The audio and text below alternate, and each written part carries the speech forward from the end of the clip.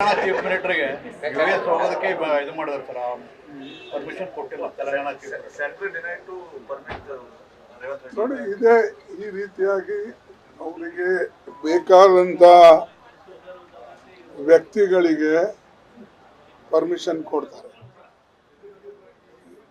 ಇವರು ಆಂಧ್ರ ಪ್ರದೇಶ ತೆಲಂಗಾಣದು ಒಬ್ಬ chief minister ಮತ್ತು ತೆಲಂಗಾಣ ಆಂಧ್ರ ಜನ ವಿಶೇಷವಾಗಿ ಅಮೇರಿಕಾದಲ್ಲಿ ಬಹಳಷ್ಟು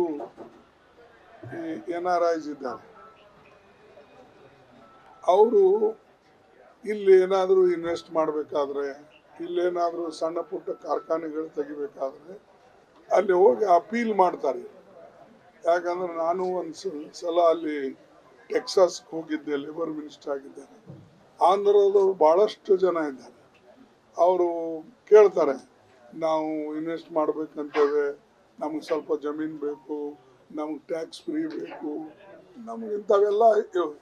ಅದಕ್ಕಾಗಿ ಸಾಕಷ್ಟು ಚೀಫ್ ಮಿನಿಸ್ಟರ್ಗಳು ಅಮೇರಿಕಕ್ಕೆ, UKಗೆ, ಎಲ್ಲೆಲ್ಲಿ ಯಾರು ಬಂಡವಾಳ ಹೂಡ್ಬೋದು ಅಂಥ ರಾಜ್ಯಗಳಿಗೆ ವಿಸಿಟ್ ಮಾಡ್ತಾರೆ. ಇಲ್ಲಿ ಅವರಿಗೆ ಈ ರೀತಿಯಾಗಿ ಪರ್ಮಿಷನ್ನ ಡಿನೈ ಮಾಡೋದು ಇದು ಅನ್ಯಾಯ. ಮತ್ತು ಇಂಥದ್ದು ಮಾಡ್ಲಿಕ್ಕೆ ಇವರು ಅಟ್ಲೀಸ್ಟ್ ಇದು ದೇಶಕ್ಕೆ ಒಳ್ಳೇದಾಗ್ತದೆ, ಅಲ್ಲಿಂದ ಏನಾದ್ರು ಬಂಡವಾಳ ಬಂದರೆ ರಾಜ್ಯಕ್ಕೆ ಒಳ್ಳೇದಾಗ್ತದಲ್ಲ, ದೇಶಕ್ಕೂ ಒಳ್ಳೇದಾಗ್ತದೆ.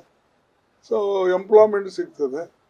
ಅದು government, central government purposely prevent ಮಾಡ್ತಾ ಇದೆ. ಮತ್ತು ಅವರಲ್ಲಿ ಹೋಗಿ ಇನ್ವೆಸ್ಟ್ಮೆಂಟ್ ತರ್ಬೋದು.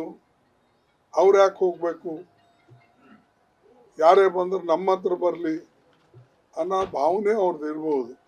ಬಟ್ ಇದು ಭಾಳ ತಪ್ಪು. ಮತ್ತು ನಾನು ಇಂಥ ಆ್ಯಟಿಟ್ಯೂಡನ್ನು ಕಂಡೆಮ್ ಮಾಡ್ತೀನಿ.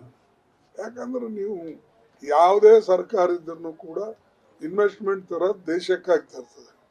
ಒಬ್ಬ ಚೀಫ್ ಮಿನಿಸ್ಟರ್ ಇವತ್ತು ಇರ್ತಾನೆ, ನಾಳೆ ಇರಲ್ಲ.